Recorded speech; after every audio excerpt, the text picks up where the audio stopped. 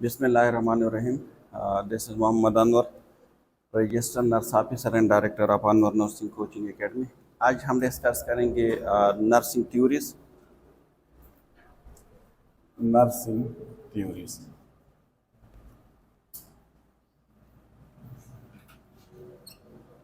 ठीक है, और आज जो थ्योरी हम डिस्कस करेंगे इट्स जो थ्योरिस्ट हैं ओरियम, डोरोटिया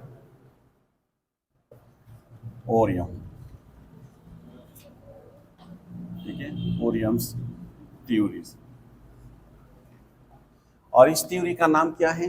सेल्फ केयर डेफिसिट। कौन सी थ्योरी है? Self care deficit. ठीक है, अब देख, अगर आप सिर्फ इस वर्ड को भी देखोगे ना तो आप इससे समझ सकते हैं कि इस थ्योरी का मेन थीम्स क्या है, मेन मकसद क्या है इसका। ठीक है, एक सेल्फ केयर तो आप जानते हैं कि सेल्फ केयर का मतलब क्या है। जब एक इंडिविजुअल उसकी जितनी भी नीड है वो नीड वो खुद परफॉर्म कर सकते हैं, so this is called self care. For example, आप क्या है, आप ड्रेसिंग करते हैं, अगर आप खुद से ड्रेसिंग करते हैं so this is self care. आप माउथ केयर करते हैं, अगर आप टूथब्रश वगैरह खुद से करते हैं तो दिस इज सेल्फ केयर। ठीक है, अगर आप खुद से निहार सकते हैं so this is self care. अगर खुद से आप चल सकते हैं, खा सकते हैं, पी सकते हैं, नॉर्मली आप ऑक्सीजन ले सकते हैं, आप नॉर्मली एलिमिनेट कर सकते हैं, एक्टिविटीज इन एक्सरसाइज कर सकते हैं, स्लीप कर सकते हैं, so this is called self care.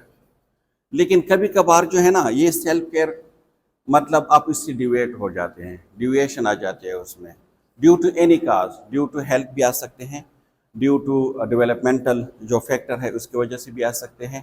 ठीक है, यानी लिमिटेशन आ जाते हैं। जब इसमें लिमिटेशन आ जाते हैं और आप खुद से फिर परफॉर्म नहीं कर सकते तो हम उसको कहते हैं दिस इज डेफिसिट। यानी जब खुद से आप अपने सेल्फ केयर को परफॉर्म नहीं कर सकते तो हम फिर उसको क्या कहते हैं? Self care deficit. तो तब किस चीज़ की ज़रूरत होते हैं? किसी और इंडिविजुअल की ज़रूरत होती है, किसी और असिस्टेंट की ज़रूरत होते हैं जो आपकी या हेल्प करवाते हैं या आपके लिए टोटली केयर वो प्रोवाइड करते हैं, या आपकी हेल्प करवाते हैं, या आपको सिर्फ सपोर्ट दे देते हैं। ठीक है, तो इसका मेन कंसेप्ट ये था ओरियम्स का कि नर्सिंग के बारे में उसने कहा था कि नर्सिंग तब उसकी नीड आ जाती है जब एक इंडिविजुअल अपनी केयर को खुद परफॉर्म नहीं कर सकते, तो फिर उसके लिए किसकी नीड होती है? नर्स की। ठीक है, तो मेन कंसेप्ट ये है सेल्फ केयर डेफिसिट का कि when individual is unable to do their own care, जब वो अपना केयर खुद नहीं कर सकते तो उसको क्या कहते हैं? Self care deficit. इसका जो कोर आइडिया है वो क्या है? कोर आइडिया भी उसका यही है ना, कोर आइडिया। ठीक है, इसका मेन आइडिया क्या है? जिस तरह मैंने कहा कि अकॉर्डिंग टू ओरियम्स कि नर्सिंग इज नीडेड। नर्सिंग कब नीड होते हैं? जब एक individual, when a person can not adequately care for themselves, जो अपने लिए उसकी जो एडुकेट केयर है जब वो खुद परफॉर्म नहीं कर सकते तो फिर उसको किस चीज़ की ज़रूरत होती है? नर्सिंग की। सही है, तो self care deficit I think आप उसको समझ चुके होंगे कि सेल्फ केयर का मतलब क्या है। सही है, आप ये जो थ्योरिस्ट हैं, सबसे पहले हम ओरियम्स के बारे में डिस्कस करेंगे कि ये कौन था या कौन थी। सही है, सो ओरियम जो है वो थी मतलब फीमेल थी। सही है, वो मेल नहीं था।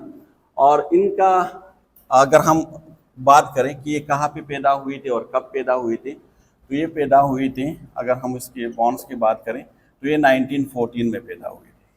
कब? 1914। कहाँ पे वो बॉन्ड्स हुई थी? यूएसए में। यूएसए की कौन सी सिटी, कहाँ कौन से शहर में पैदा हुई थी? उसको कहते हैं बेल्टीमोर। ठीक है, ये बेल्टीमोर में पैदा हुई थी। कब? 1914 को। और फिर उसने नर्सिंग में उसने डिप्लोमा किया था 1935 में। कब उसने डिप्लोमा किया था? 1935 में। कहाँ से किया था उसने? प्रोविडेंस हॉस्पिटल से उसने किया था, ठीक है।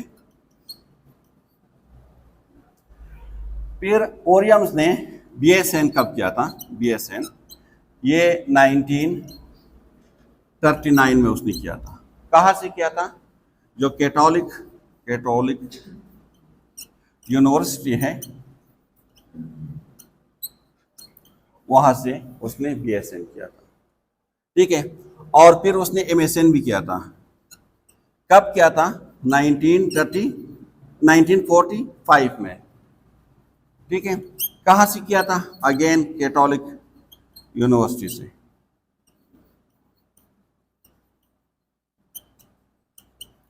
और फिर उसने PhD भी किया था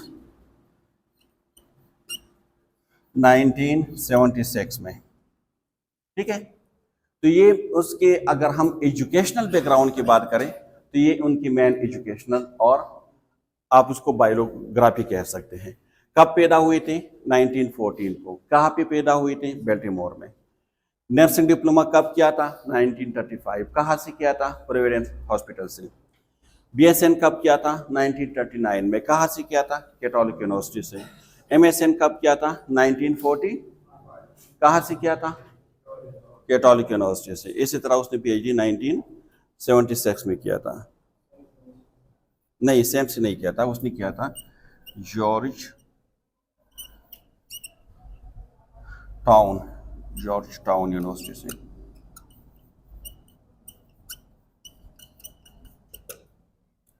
ठीक है, तो ये मेन बायोग्राफी है उसकी।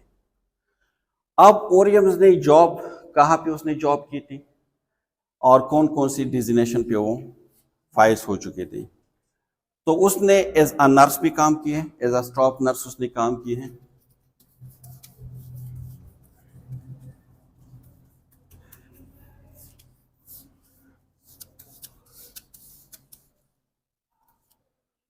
ठीक है, एज अ OR नर्स भी उसने काम किए हैं, OR नर्स। प्राइवेट नर्स भी उसने काम किए हैं, स्टाफ नर्स भी रह चुके हैं, नर्स इंस्ट्रक्टर भी रह चुके हैं, इंस्ट्रक्टर, डीन भी रह चुके हैं, डीन जो कैथोलिक यूनिवर्सिटी है उसकी, कैथोलिक यूनिवर्सिटी है इसकी स्कूल ऑफ नर्सिंग की डीन है ये, school of nursing, dean of school of nursing, ठीक है, 1959 में। सही है। और ये कब रिटायर हुई थी? ये 1984 में रिटायर हुई थी फिर ये, ठीक है, रिटायर। कब मर चुकी थी ये? डाइड एंड 22 जून 2007। अभी उसकी डेथ हो गई है, ठीक है, 2007 में इसकी डेथ हो चुकी है। ओरियम ने जो थ्योरी दी थी ना, ये सेल्फ केयर डेफिसिट थ्योरी, ये जो मेन कॉन्सेप्ट उसने दिया था सेल्फ केयर का, ये 1959 में दिया था। कब? 1959 में। लेकिन अगर इस थ्योरी की डेवलपमेंट की हम बात करें तो ये 1959 से लेकर ये 2001 तक, इसके बीच पे ये कंप्लीट थ्योरी जो है ये डेवलप हो चुके हैं। लेकिन मेन कॉन्सेप्ट कब दिया था उसने? 1959 में। सही है, यहां तक क्लियर है? कोई कंफ्यूजन तो नहीं है यहां तक?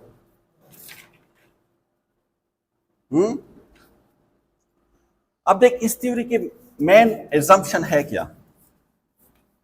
मेन एजम्पशन क्या है इसकी? एजम्पशन मीन्स, जी,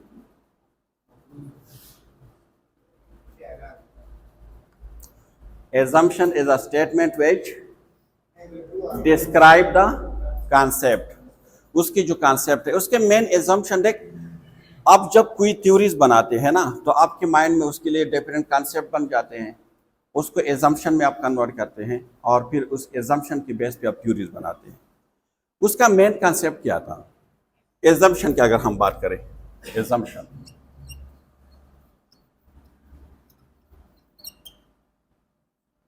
क्या एजम्पशन थी उसकी? पहले एजम्पशन तो इसकी ये थी ना कि जितनी भी लोग हैं इस कायनात में, जितने भी लोग हैं, पीपल की उसने बात की थी। उसने क्या कहा था कि पीपल वैल्यूड, किस चीज को वो वैल्यू देते हैं? इंडिपेंडेंसी, इंडिपेंडेंस को वैल्यू देते हैं।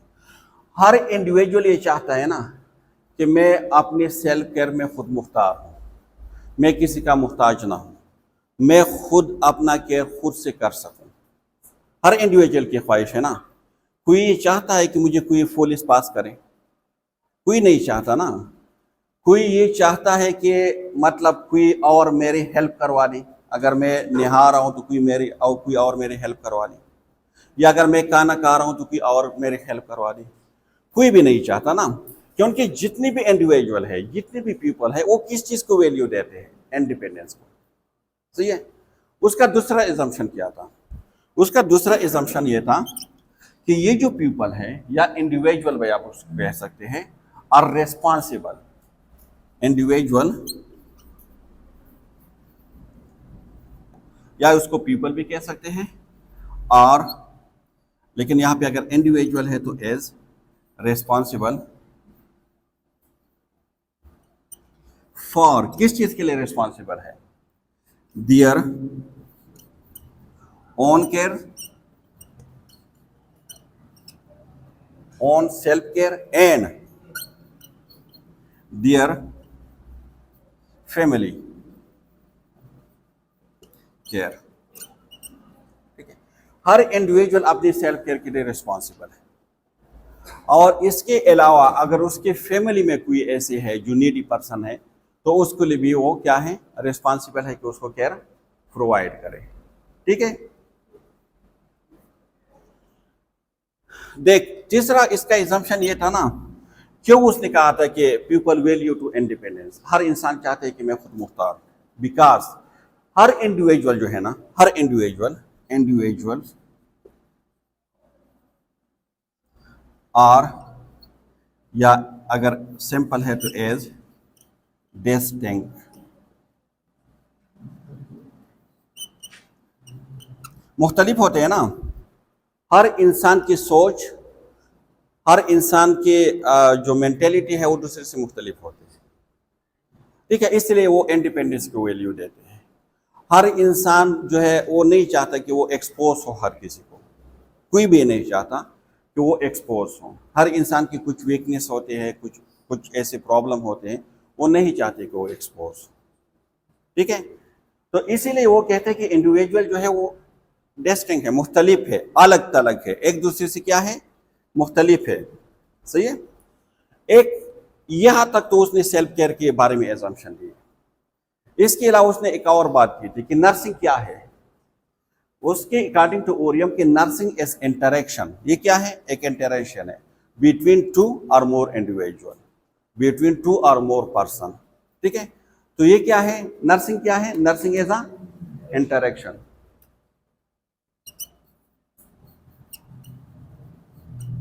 Nursing is a interaction. ठीक है। नर्सिंग इंटरेक्शन है बिटवीन टू और मोर पीपल, दो या दो लोगों से ज्यादा। आप लोग इंटरेक्शन करते हो ना, इंटरेक्शन में आते हो ना, आप पेशेंट के साथ जब डिस्कशन करते हो, पेशेंट के पास जब आप लोग जाते हो तो आप क्या इंटरेक्शन में आ जाते हो ना। या ऐसा नहीं है? तो अकॉर्डिंग टू ओरियम नर्सिंग क्या है? इंटरेक्शन है। ठीक है। बिटवीन टू और मोर इंडिविजुअल। इसका एजम्पशन नंबर 5 क्या है?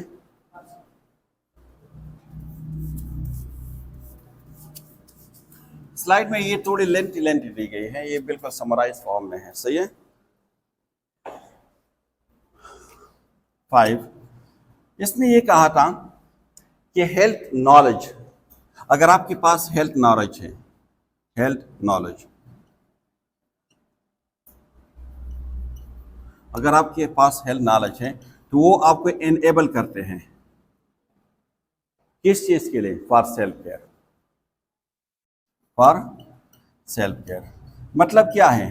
आप सेल्फ केयर तब कर सकते हो ना जब आपके पास नॉलेज हो हेल्थ केयर के लिए। अगर आपके पास ये नॉलेज हो कि mouth care why it's necessary, तो फिर आप करोगे। अगर आपके पास नॉलेज है कि आप स्मोकिंग क्यों नहीं करना है, तो आप करोगे। ठीक है। एक्सरसाइज आप क्यों करते हो? सेल्फ केयर है ना, ओबेसिटी से बचने के लिए, डायबिटीज से बचने के लिए, कार्डियक डिजीज से बचने के लिए। लेकिन ये आप तब करोगे जब आपके पास हेल्थ नॉलेज हो, क्योंकि हेल्थ नॉलेज जो है वो आपको इस एनेबल करते हैं, केपेबल क्या कहते हैं, कैपेबिलिटी आप में लाते हैं कि आप क्या करें, आप अपने सेल्फ केयर को मेंटेन रखें। ठीक है, यहां तक क्लियर है? आप एक और चीज है, ये सेल्फ केयर की कंसेप्ट कहां से आते हैं इंसान में? ठीक है, कहां से आते हैं?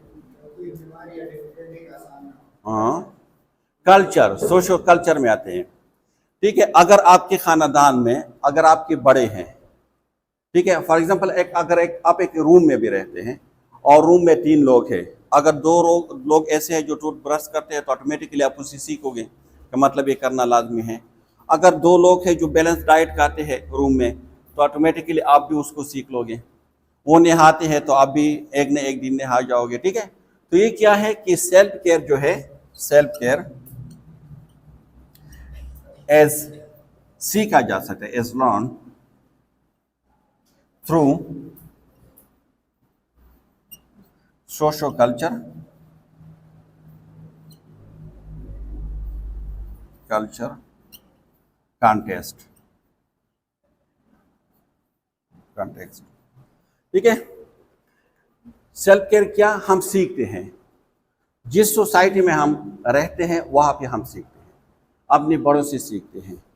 ठीक है, अगर आप खुद सोच लेना कि आप जिस रूम में आप रहते हैं, अगर वो रूम में सारे गंदे लोग रहते हैं, मतलब वो न सफाई करते हैं न झाड़ू करते हैं, तो आप भी उसी तरह हो जाएंगे। उस रूम में आप जैसे जाओगे आपको पता चल जाएगा, मतलब यहाँ पे कोई सफाई का ख्याल नहीं रखता। क्यों? क्योंकि आपने सीखा ही है। सही है, तो सेल्फ केयर जो है ये सीखा जाता है, ऐसा नहीं है कि मतलब ये ऑटोमेटिकली आपके माइंड में किसी ने बैठा दिया है। तो ये मेन एजम्पशन थी ओरियम्स थ्योरीज की, और इस एजम्पशन की बेस पे फिर ये थ्योरी बनी थी। क्लियर? यहां तक कोई कंफ्यूजन? ठीक है, अब हम बात करेंगे मेटा पैराडाइम की, क्योंकि जितनी भी थ्योरीज हैं तो उसके मेटा पैराडाइम होते हैं। ठीक है, और हर थ्योरीज जो है वो डेफिनेटली वो डिफाइन करते हैं, एक्सप्लेन करते हैं। PHA और N। ठीक है, पर्सन क्या है? पर्सन, ठीक है, मेटा पैराडाइम में पर्सन है, हेल्थ है, नर्सिंग है और एनवायरमेंट है, EN। ठीक है, तो आप मुझे बताइए पर्सन का मतलब क्या है? अकॉर्डिंग टू ओरियम्स, हर वो इंडिविजुअल जो खुद अपना केयर कर सकता है, दिस इज अ पर्सन। या जो एजम्पशन है ना, उसमें भी बयान किया है उसने क्या कहा है, कितनी चीजें उसने बयान की है कि individual what is individual is a person, individual is distinct, this is also definition of the person. उसने कहा था कि इंडिविजुअल क्या है, वो किस चीज को पसंद करते हैं, इंडिपेंडेंसी को। So individuals want independency. Individual कौन है अकॉर्डिंग टू ओरियम्स? उसने कहा था कि individual is responsible for their own care and self care. So individual या पर्सन क्या है according to Orem? Any adult who usually does their own self care.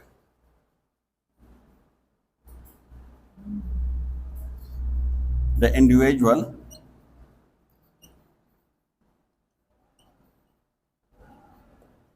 who usually does their own self care, वो person, वो individual जो अपना self care खुद कर सकता है, according to Orem this is a person. ये क्या है? पर्सन है। अब हेल्थ क्या है? हमने अभी उसमें डिफाइन किया था हेल्थ। एजम्पशन से आप जो मेटा पैराडाइम है आप उसको क्या कर सकते हो? हाँ, देख, हेल्थ क्या है? हर इंडिविजुअल की सेल्फ केयर नीड है या नहीं है ना? अगर वो सेल्फ केयर नीड आपको मिल जाए तो यू आर हेल्थी। ठीक है, जो सेल्फ केयर नीड है अगर वो मीट हो जाए so you are healthy. So health क्या है? हेल्थ इज अचीव्ड और मेंटेन बाय, हेल्थ क्या है? इज अचीव्ड और मेंटेन बाय, किस चीज के थ्रू? Meet self care need. जो सेल्फ केयर नीड है आपकी, अगर वो आपको मिल जाए सो यू आर हेल्थी। अब सेल्फ केयर नीड क्या है आगे हम डिस्कस करेंगे, सही है? अगर वो नीड आपको प्रोवाइड है तो it's mean you are a healthy person. अगर वो नीड नहीं है, मतलब अगर आप अपना सेल्फ केयर खुद कर सकते हो so you are a healthy. अगर आप सेल्फ केयर खुद नहीं कर सकते so you are not a healthy. तो हेल्थ क्या है? सेल्फ केयर नीड को खुद से परफॉर्म करना। क्लियर? इसके अलावा उसने नर्सिंग की बात की थी। नर्सिंग क्या है? इंटरेक्शन है, एज इंटरेक्शन बिटवीन टू और मोर पर्सन। दो या दो से ज्यादा लोगों के बीच जो इंटरेक्शन है उसको क्या कहते हैं? नर्सिंग कहते हैं। लेकिन उसने एक बात की थी कि नर्सिंग जो है ये कब रिक्वायर्ड होते हैं? As needed, nurses as needed only when there is a deficit, when the person is not able to do their own self care. ठीक है, नर्सिंग एज इंटरेक्शन है, लेकिन ऐसा नहीं है कि एनी टाइम इंटरेक्शन है। ठीक है, ये तब इंटरेक्शन में आते हैं जब एक इंडिविजुअल अपना सेल्फ केयर खुद नहीं कर सकते। ठीक है, यू आर अ नर्स, तो ऐसा तो नहीं है कि आप रास्ते में जा रहे हैं फिर भी आप हर किसी से इंटरेक्शन में आई। ठीक है, आप घर में भी हर जगह आपका ये काम नहीं है। इंटरेक्शन कब है?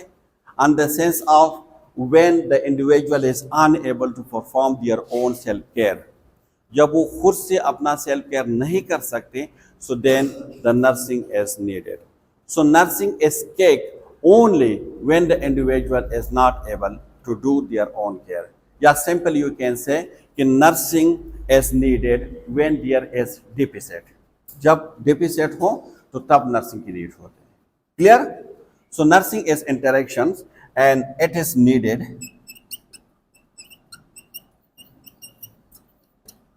only when there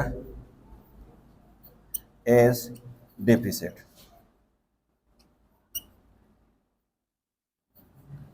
जब डेफिसिट हो तो ये नीड होते हैं, इसकी जरूरत पड़ते हैं। क्लियर?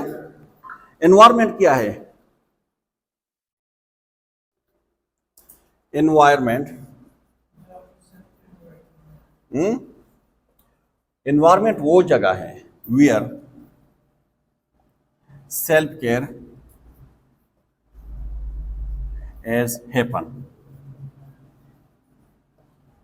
ठीक है, और जो ओरियम के regarding environment where self care is happen, लेकिन उसने फोर जो डिफरेंट एस्पेक्ट है ना एनवायरमेंट की, डायमेंशन है, उसको डिस्कस किया था। ठीक है, पीसीबी को डिस्कस किया था, PCB support, physical environment, chemical environment, biological environment and socio-economical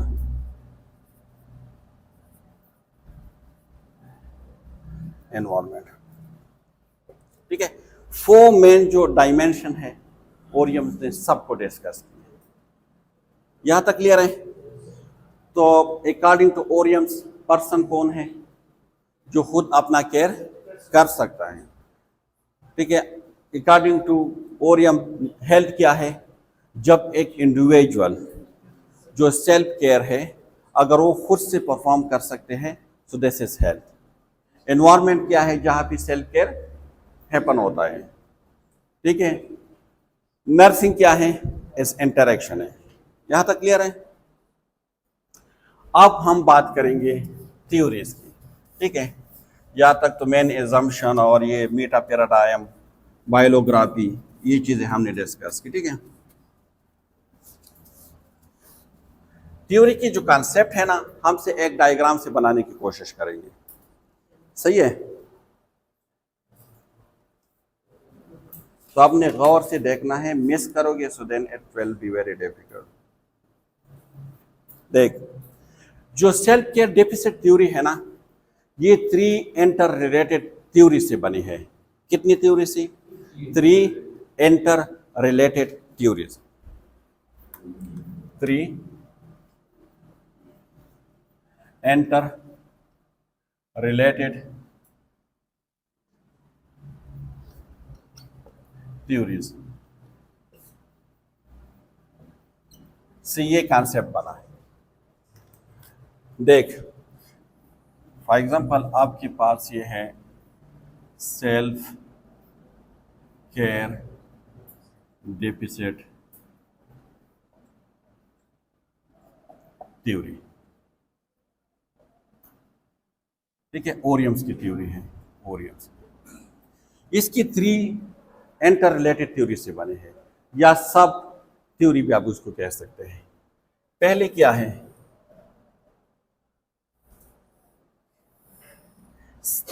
theory of self care. दूसरा क्या है,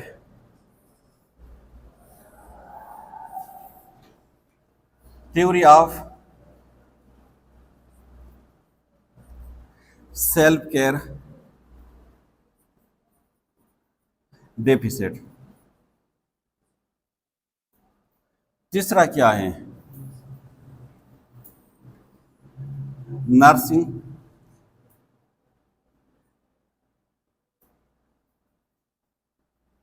सिस्टम, ठीक है। ये 3 इंटर रिलेटेड थ्योरी है, theory of self care, theory of self care deficit and theory of nursing system. ये 3 theory से ये सेल्फ केयर डेफिसिट कॉन्सेप्ट बने हैं, सही है। अब जो सेल्फ केयर है ना, इसकी कुछ कंपोनेंट्स हैं, फर्दर कंपोनेंट्स है, इस थ्योरी के अंदर आते हैं। सेल्फ केयर थ्योरी के अंदर कुछ कंपोनेंट आते हैं, वो कंपोनेंट क्या है, ठीक है। Component of the self care theory,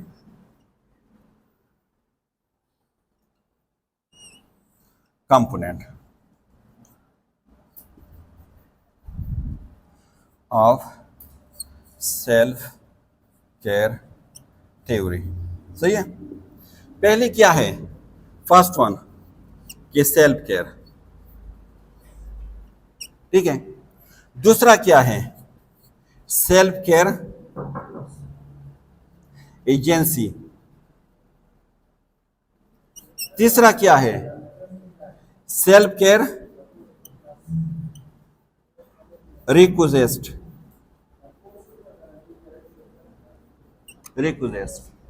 और 4 क्या है,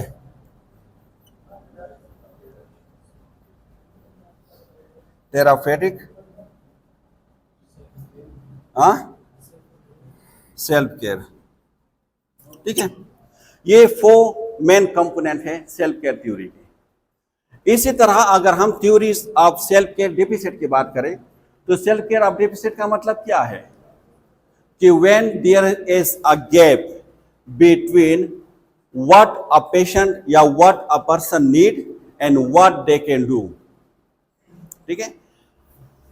सेल्फ केयर डेफिसिट का मतलब क्या है कि when there is a gap, जब गैप हो किस चीज की बीच में, what a person need and what they can do, जिस पर्सन की जो नीड है और वो जो करते हैं उसके बीच जो गैप है, मतलब जो चीजें वो नहीं कर सकते, उसको कहते हैं सेल्फ केयर डेफिसिट। अब जब सेल्फ केयर डेफिसिट है ना, तो किस तरह वो सेल्फ डेफिसिट जो पर्सन है उसको हम उसकी जो कैपेबिलिटी है उसको एनहांस करते हैं। तो 5 मेथड ऑफ हेल्पिंग है। उसको हेल्प की जरूरत है या नहीं है? अगर कोई सेल्फ केयर डेफिसिट है तो उसको हेल्प की जरूरत है ना, तो किस तरह आप इसकी हेल्प कर सकते हो? द क्वेश्चन इज दैट कि how can you help them, आप किस तरह उसकी हेल्प कर सकते हो? So there is 5 method for helping. कितने मेथड हैं? 5।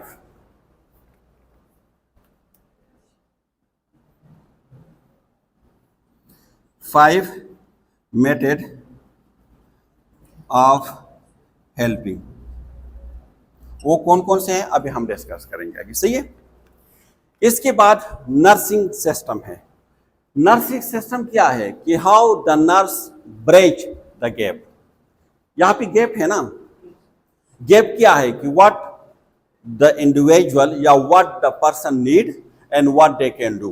वो उसकी नीड क्या है और वो क्या कर सकते हैं, उसके बीच जो गैप है। अब इस गैप को कौन फिल करेगा? Nurse. But how the bridge, how the nurse जो है ब्रिज द गैप, किस तरह वो एक फुल का किरदार अदा करके और वो गैप को खत्म कर देते हैं। तो ये जो है ना, किस तरह मतलब एक नर्स किस तरह प्रोवाइड कर सकते हैं केयर। ठीक है, तो 3 तरीकों से कर सकते हैं। जो आप लोग मोबाइल में ये देखते हैं ना, ये नोट्स, तो कौन से एफ आप लोग ओपन करते हैं? WPS। ठीक है, WP और S। तो ये 3 टाइप के आप केयर प्रोवाइड कर सकते हैं नर्स। तो ये अभी एक एक को हम डिस्कस करेंगे। ये कॉन्सेप्ट बहुत इंपॉर्टेंट है क्योंकि सेल्फ केयर और सेल्फ केयर एजेंसी, इसमें लोग बहुत ज़्यादा कंफ्यूज होते हैं कि सेल्फ केयर क्या है और सेल्फ केयर एजेंसी क्या है। सेल्फ केयर का मतलब क्या है? देख, एक वर्ड जो है ना, इन दोनों को एक दूसरे से अलग करते हैं। अक्सर एमसीक्यूज में आते हैं, स्टूडेंट स्टूडेंट्स आर कंफ्यूज कि मतलब सेल्फ केयर और सेल्फ केयर एजेंसी तो सेम चीज़ है। ठीक है, देख, सेल्फ केयर का मतलब ये है कि activities of a person, activity of a person to do on his or her own। इसको मैं मिटा लूं, एक एक को आप कर सकते हैं। हाँ, सेल्फ केयर रिक्वेस्ट, REQUIST,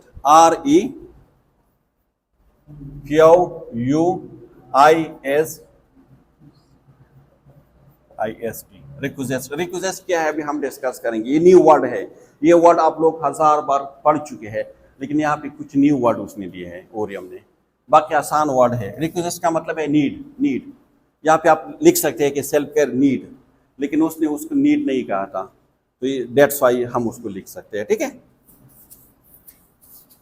अब एक एक थ्योरी को हम डिस्कस करते हैं। पहले हम डिस्कस करेंगे theory of self care. Theory of self care में पहला जो कंपोनेंट है वो क्या है? Self care. So self care क्या है? एक्टिविटीज। ये लफ्ज जो है ना, ये बहुत ज्यादा इंपॉर्टेंट है एक्टिविटीज का। Activities of a person to do, क्या करते हैं? टू डू हैज और हर ओन क्यों and maintaining health and well-being। ठीक है, तो इसमें इंपॉर्टेंट लफ्ज क्या है? Activity of a person.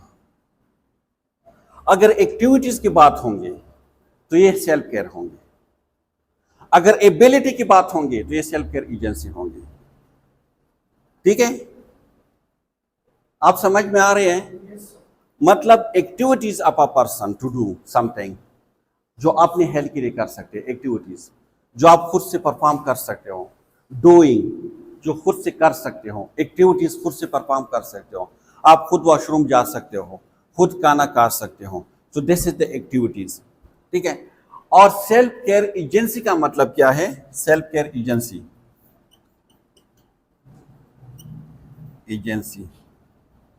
इसका मतलब यह है the ability of a person, या सिंपली कह सकते हैं कि the ability of a person भी कह सकते हैं आप, फॉर किस चीज के लिए? एंगेजिंग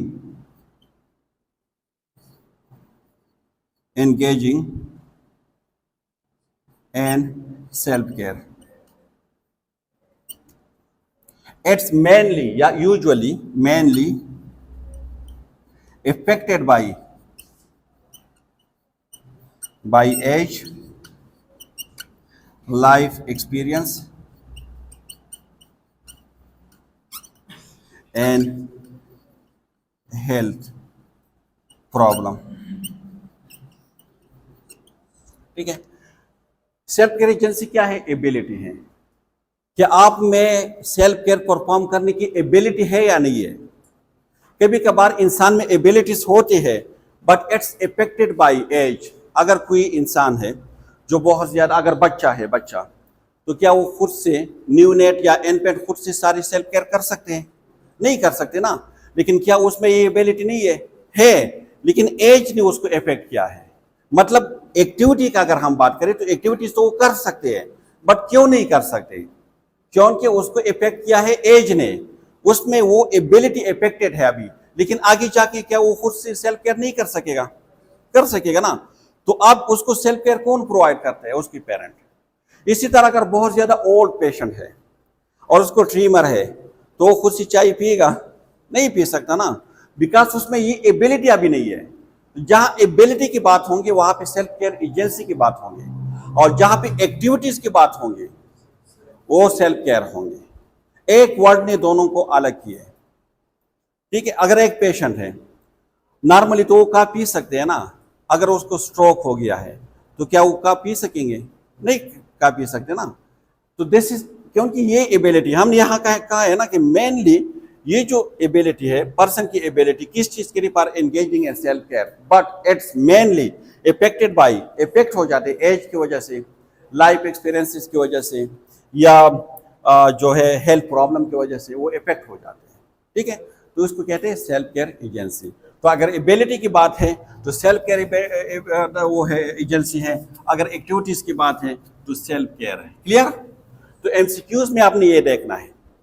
एमसीक्यूज में ये एक वर्ड आपको बताएंगे, ऊपर डिफिनेशन में उसने लिखा होगा और नीचे आपसे पूछा होगा कि मतलब this is the self care agency और this is a self care. तो अगर एक्टिविटीज की बात हुई है तो this is a self care, अगर एबिलिटी की बात हुई है तो this is a self care agency. Third क्या है? Self care request. Self care request. Self care request का मतलब है नीड. ठीक है. क्या मतलब है? नीड. देख, ये जो नीड है ना, सेल्फ केयर नीड, यानी हर इंसान की एक नीड है ना. ठीक है. ये इसको आप कह सकते हैं कि what is this request. Actually this is action directed to provision of health. ठीक है. Action directed to provision of health. ये आपको डायरेक्शन देते हैं कि मतलब ये पेशेंट हेल्थी है या हेल्थी नहीं है. ये एक्शन ये आपको परफॉर्म करने होते हैं. देखिए, इसकी जो रिक्वेस्ट है, सेल्फ केयर रिक्वेस्ट है, जो नीड है, वो कितने टाइप की है? 3 टाइप की है. ठीक है. आप लोगों ने इमरजेंसी डिपार्टमेंट में काम किए. एक और होते आईसीयू और एक होते एचडीओ. ठीक है. हाई डिपेंडेंसी यूनिट जिसको हम कहते हैं एचडीओ. एक होते आईसीयू. आईसीयू से पहले पेशेंट जाते हैं एचडीओ में. ठीक है. एचडीओ में अगर पेशेंट ठीक नहीं हो रहा तो फिर हम उसको लेकर जाते हैं आईसीयू में. तो HDO is a high dependency unit and ICU is intensive care unit. सही है. तो एचडीओ से आप उसको याद कर सकते हैं, एच डी और यू. यू का मतलब क्या है? यूनिवर्सल. यूनिवर्सल यूनिवर्सल रिक्वेस्ट यानी नीड्स. डी का मतलब क्या है? डेवलपमेंटल.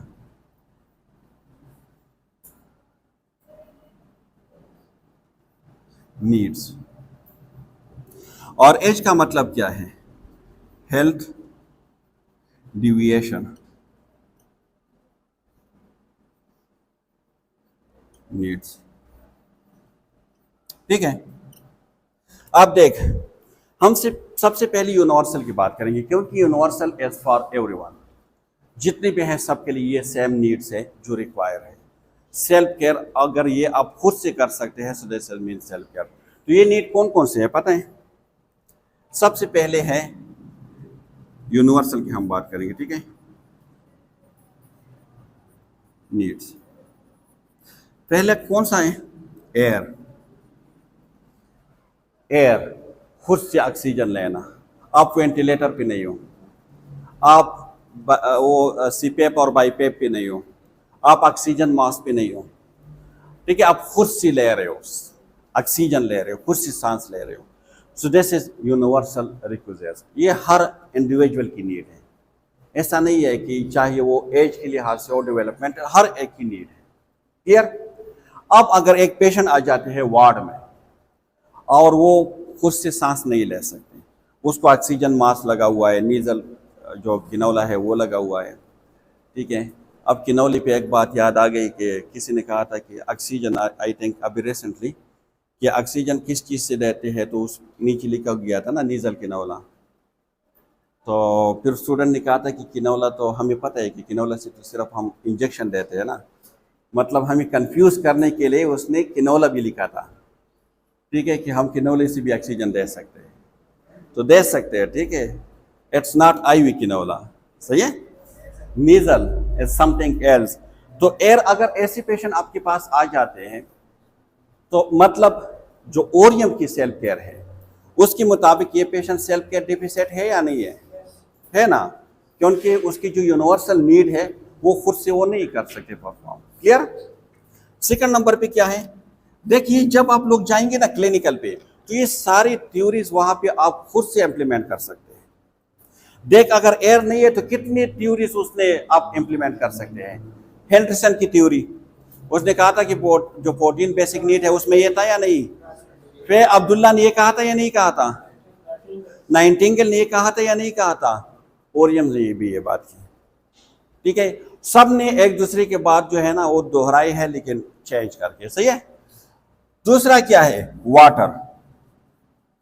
वाटर, अगर एक पेशेंट है, चलो इसके साथ तीसरा भी लिख देते हैं, फूड।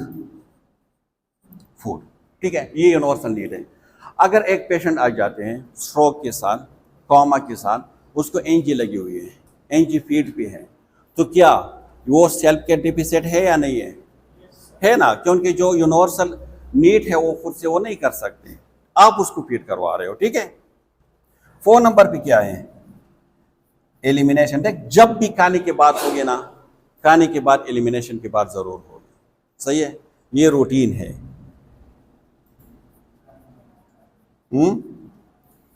एलिमिनेशन, ठीक है। अगर एक पेशेंट आ जाते हैं वार्ड में और उसको फूलिस लगा हुआ है, अगर एक पेशेंट वॉशरूम नहीं जा सकता या नहीं जा सकती, तो सेल्फ केयर डिफिसिट है या नहीं है ना।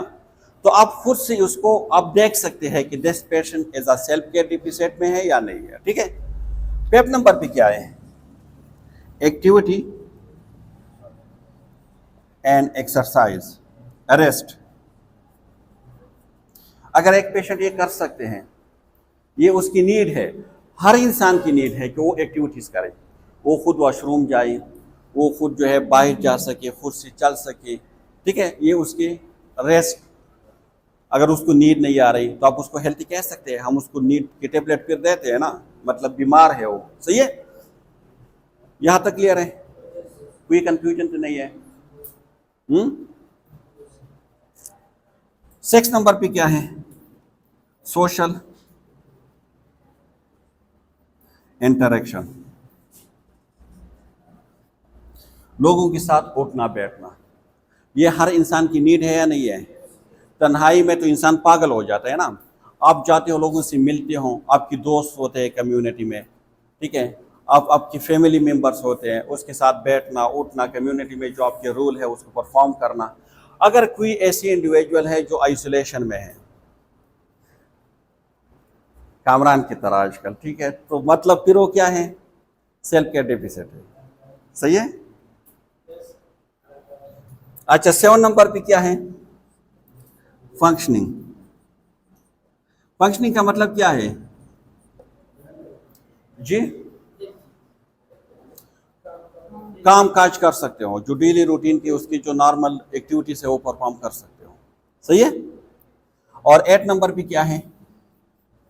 नॉर्म नॉर्मल सी नॉर्मल सी निकला है मामूल के मुताबिक, जो मामूल हालात के मुताबिक वो अपनी ज़िंदगी गुजार रहे, जो पहले से नॉर्मल सिचुएशन में है, अगर उसमें है। ये हर इंसान की नीड है, जिस पोजीशन में है हेल्थी, उसको उसमें अपने आप को मेंटेन करना। सही है। तो ये कौन सी नीड है? यूनिवर्सल। आप खुद से जब भी पेशेंट के पास जाते हैं, बल्कि आप खुद से देख लें इसमें कितनी नीड ऐसे है जो आप खुद से आप परफॉर्म कर सकते हो, कितने कर सकते हैं? कोई ऐसा है जो इसमें से कोई नीड परफॉर्म नहीं कर सकता हो? है कोई जिसको क्लीनिनीमा की नीड हो, कॉन्स्टिपेटेड हो, खुद से यूरिन और स्टूल पास नहीं कर सकते? नहीं है ना। ठीक है। हालांकि इस क्लास में सबसे ज़्यादा कॉन्स्टिपेटेड है लोग हैं, मैं एक दिन उस पर लेक्चर लूँगा। सही है। तो मतलब या आई डोंट नो। ठीक है। तो मतलब ये नीड है, आप खुद से देख ले कि इसमें कितने नीड ऐसे हैं जो आप लोग खुद से परफॉर्म कर सकते हो। सही है। क्लियर? यहाँ तक कोई कंफ्यूजन है? नॉर्मेसी, नॉर्मल सी आप Y, नॉर्मेसी।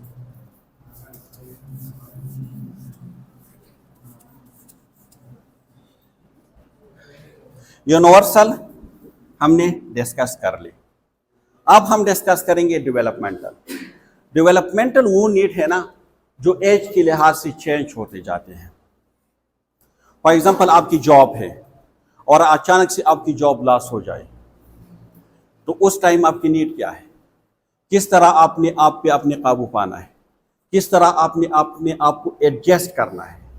So adjusting yourself when there a job loss और लाइफ चेंज। आपके लाइफ में कोई चेंज आ जाते हैं, अगर आप में से आज रिजल्ट आउट हो जाते हैं और कोई एनपी हो जाते हैं, जो चेंज आ गया ना, आप किस तरह उसने अपने आप को कॉपिंग मैकेनिज्म के थ्रू अपने आप को एडजस्ट करना है कि I am not only the one के वो एनपी हुए। इससे पहले भी बहुत ज़्यादा लोग एनपी हुए हैं और मेरी बाद भी बहुत सारे लोग एनपी होंगे। ये इतनी बड़ी इशू नहीं है, आपने आपको एडजस्ट करना। This is developmental need. ये नीड्स आपकी होनी चाहिए। अकॉर्डिंग टू सिचुएशन आपने आपको क्या करना है? एडजस्ट करना है। मैंने मजाक की, सीरियस नहीं लेना। सही है। एडजस्ट, आपने आपको एडजस्ट करना अकॉर्डिंग टू द नीड्स।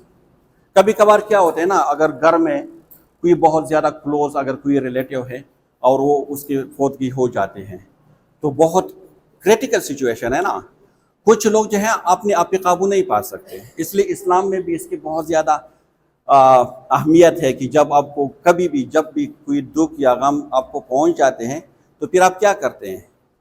आप क्या कहते हैं?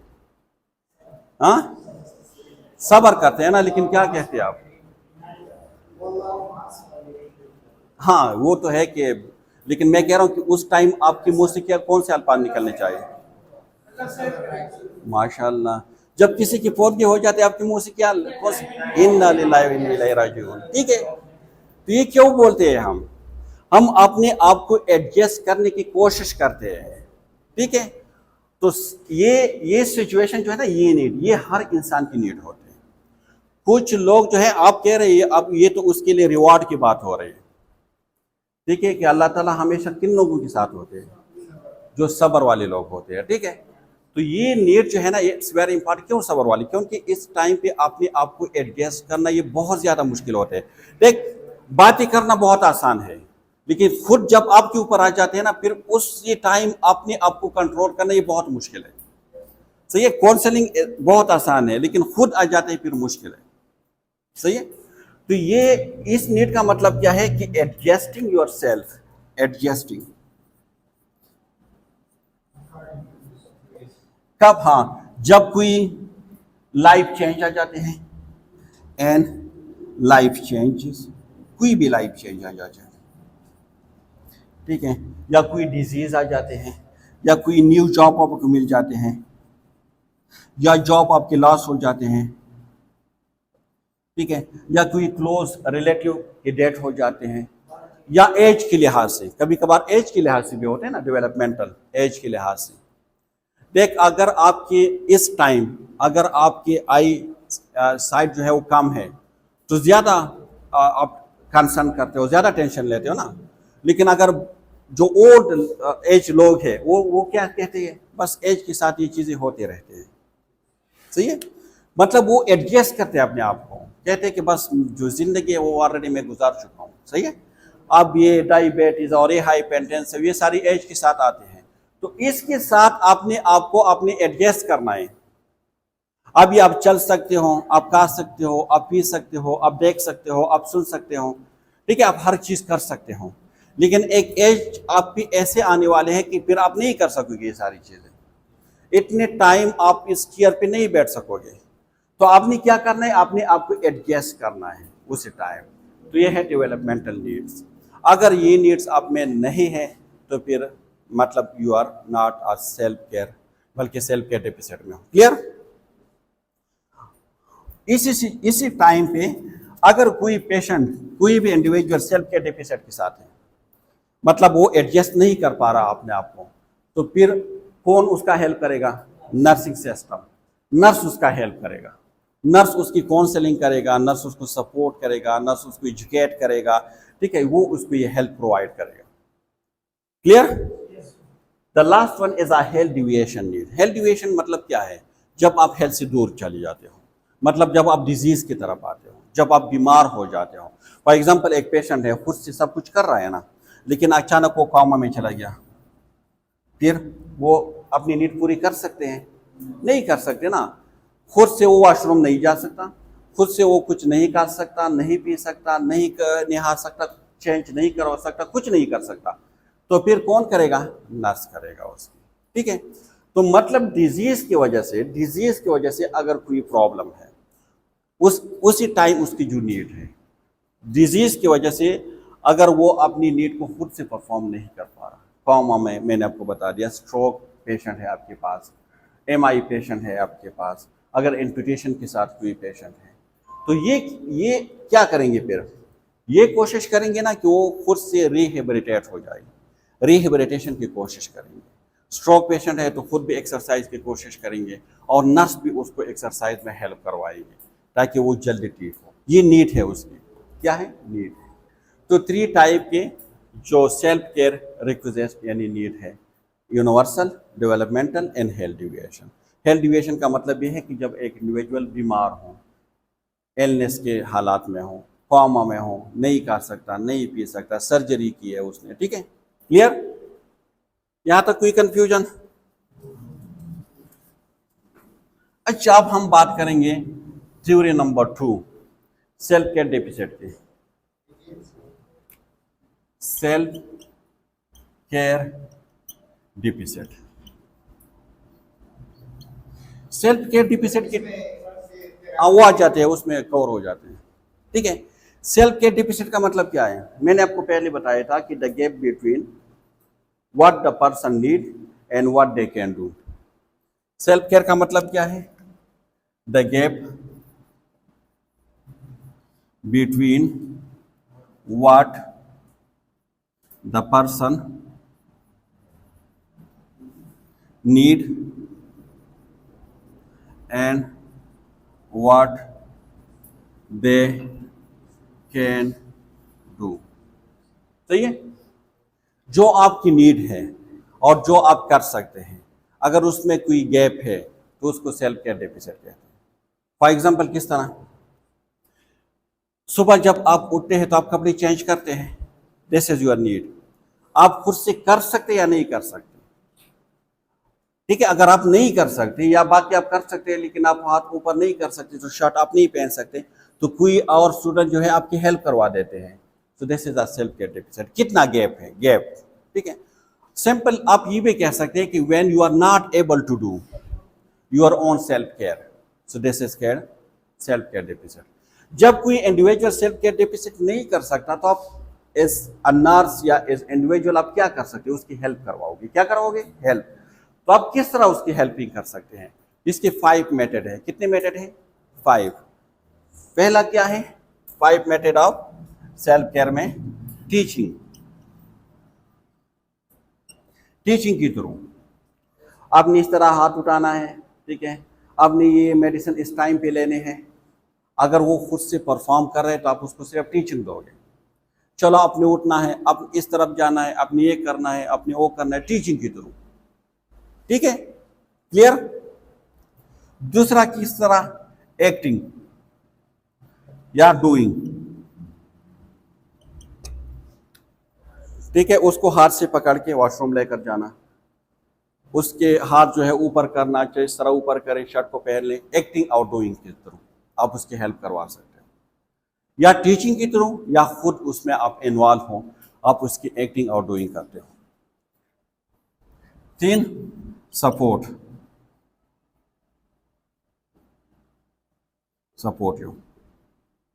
Support your help. आप उसको सिर्फ सपोर्ट दे रहे हो, बेड से उठ रहे हो या चेयर से, आपने सिर्फ उसको सपोर्ट दे दिया, बस। सही है, वॉशरूम जा रहे हैं, आपने थोड़ा सा उसका हेल्प करके उसको सपोर्ट दे दिया। क्लियर, सपोर्ट योर ट्रीटमेंट है। 4 नंबर पे डायरेक्टिंग।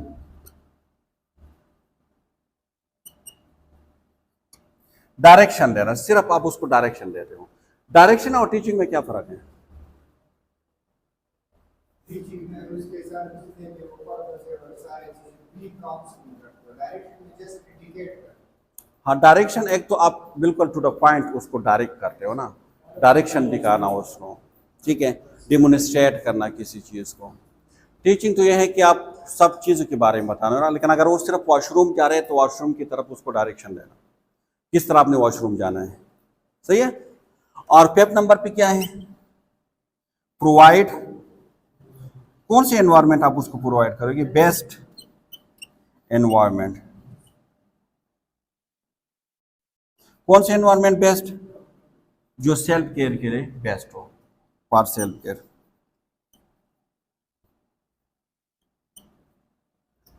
किस तरह, कोई एग्जांपल दे सकते हैं? हाँ बिल्कुल, हाँ।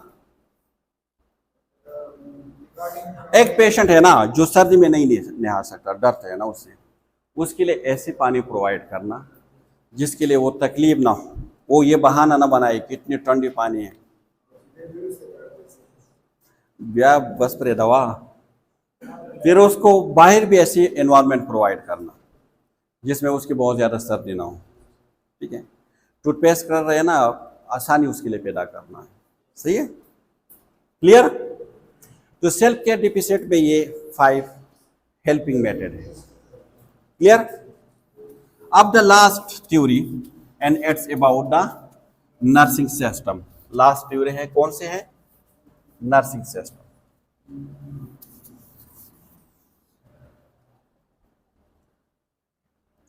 Nursing system. नर्सिंग सिस्टम का मतलब क्या है? हमने कहा था कि दिस इज इंटरेक्शंस, और हमने ये भी कहा था कि nursing needed when the person is unable to do their own care. जब वो खुद से केयर नहीं कर सकता तो फिर कौन सामने आते हैं? नर्स। इसका मतलब यह है कि how the nurse bridge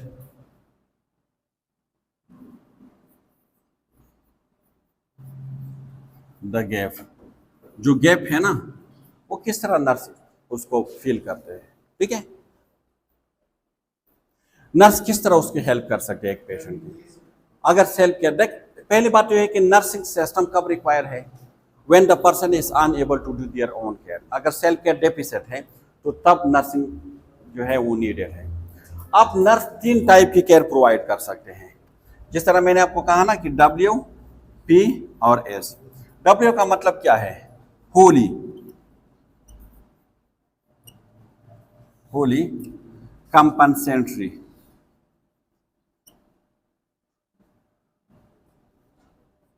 कंपनसेंट्री। P का मतलब क्या है? पार्शली कंपनसेंट्री। S का मतलब क्या है? सपोर्टिव या एजुकेटिव।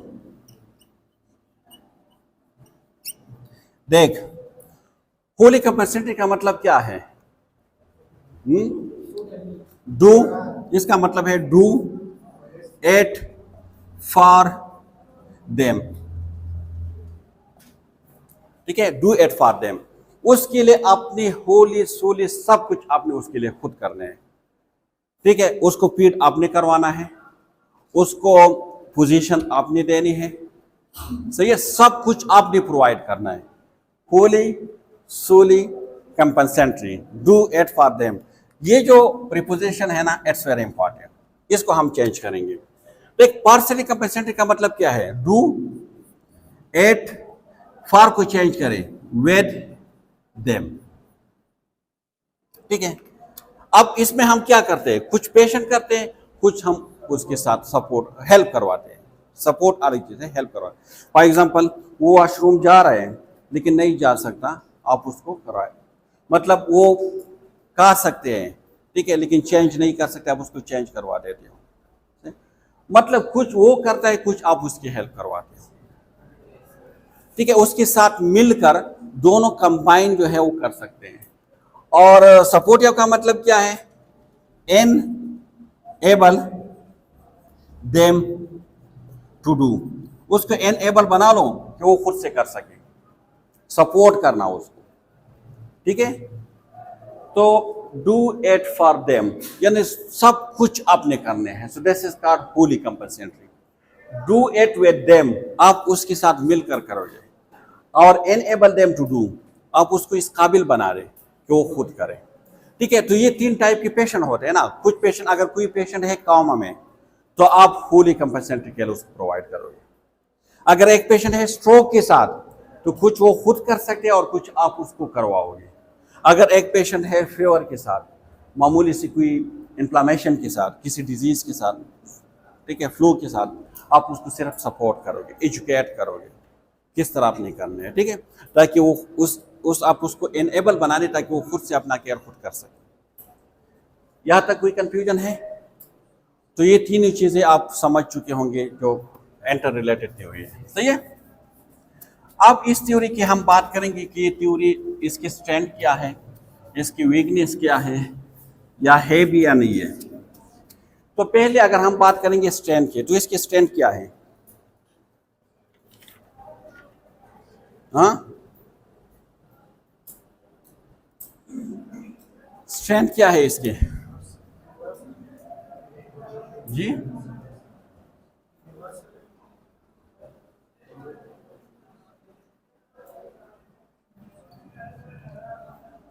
यूनिवर्सल है,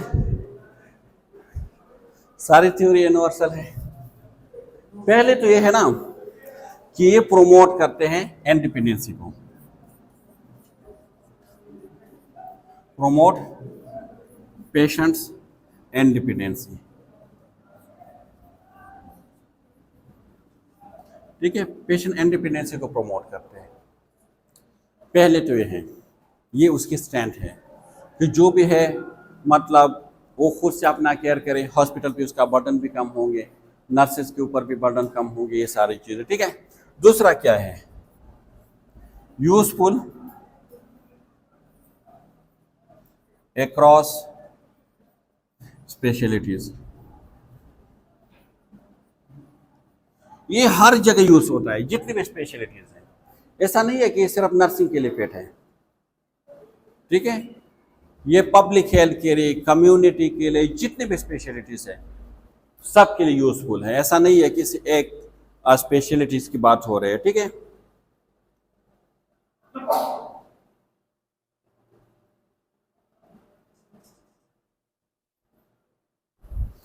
तीसरा इसका क्या है? Specific to nursing, specific to nursing theory है। ठीक है, और इसके क्या हो सकते हैं? हाँ, human integrity, maintain human integrity, human integrity. और क्या हो सकते हैं उसके?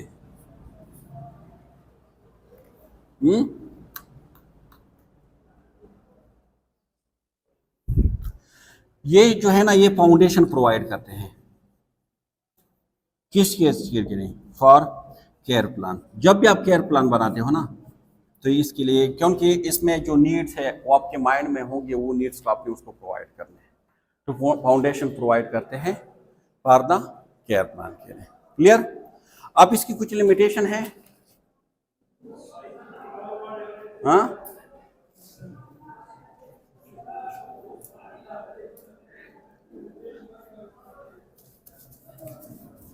इसकी लिमिटेशन क्या है?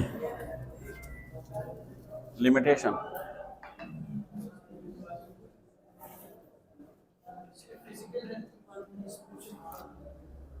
कल्चर की बात नहीं है उसमें, ठीक है, कल्चर की बात उसमें इतनी नहीं है, स्पिरिचुअल की बात नहीं है।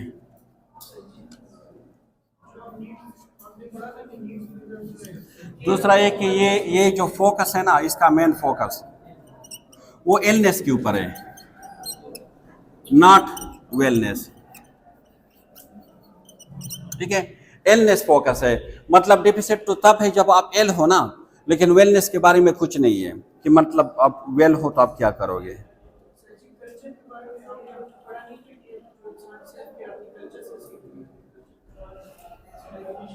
जी, कल्चर पे उसकी फोकस नहीं है। एनवायरमेंट में उसने 4 चीजें जो बताई थी ना, वो कौन से थे? एक इसमें यह है ना कि बहुत ज्यादा कंफ्यूजिंग वर्ड भी है उसमें, कंफ्यूजन वाले टर्मिनोलॉजी यूज हुए हैं। किस तरह? फॉर एग्जांपल सेल्फ केयर है, सेल्फ केयर डेफिसिट है, सेल्फ केयर एजेंसी है। ठीक है, तो एक तो यह है कि कंफ्यूजिंग टर्मिनोलॉजी है, और एक और है कि ओवरलैपिंग है, ओवरलैपिंग। अब सेल्फ केयर एजेंसी ओवरलैप करते हैं एक दूसरे को, सेल्फ केयर डेफिसिट ओवरलैप करते हैं। ठीक है, हाँ, सेल्फ केयर जो नीड है, रिक्वेस्ट है, वो एक दूसरे को क्या करते हैं? ओवरलैप करते हैं, ओवरलैपिंग है। तो ये इसकी लिमिटेशन है। क्लियर? यहां तक कोई कंफ्यूजन? तो it was about the Orem's self care deficit theories. सही है, हमने पहले बायोग्राफी को डिस्कस किया, इसके बाद हमने एजम्पशन को डिस्कस किया, मेटा पैराडाइम को हमने डिस्कस किया, जो 3 इंटर रिलेटेड थ्योरीज है, सेल्फ केयर डेफिसिट और नर्सिंग सिस्टम, उसको डिटेल में डिस्कस किया। हमने स्ट्रेंथ ऑफ द थ्योरीज को डिस्कस किया, हमने लिमिटेशन ऑफ द थ्योरी को डिस्कस की। सो होपफुली कि आप उसको अंडरस्टैंड कर चुके होंगे। फिर भी अगर कोई कंफ्यूजन है, कोई क्वेश्चन है, so you can ask me now as well as you can ask in the comment section. Thank you so much for listening me and watching me.